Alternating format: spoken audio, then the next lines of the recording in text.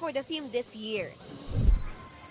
Blooming without end din ang cast ng Encantadia Chronicles Sangre na nakisaya sa Kapuso Spotlight bilang bahagi ng 30th Panagbanga Festival sa Baguio City.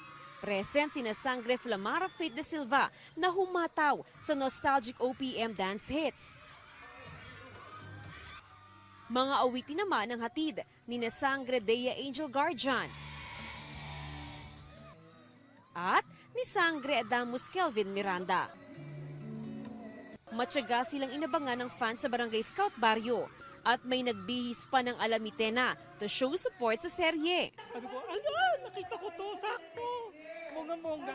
Ayun, paikot-ikot lang ako, taas baba, kanina. Hinihintay ko talaga sila.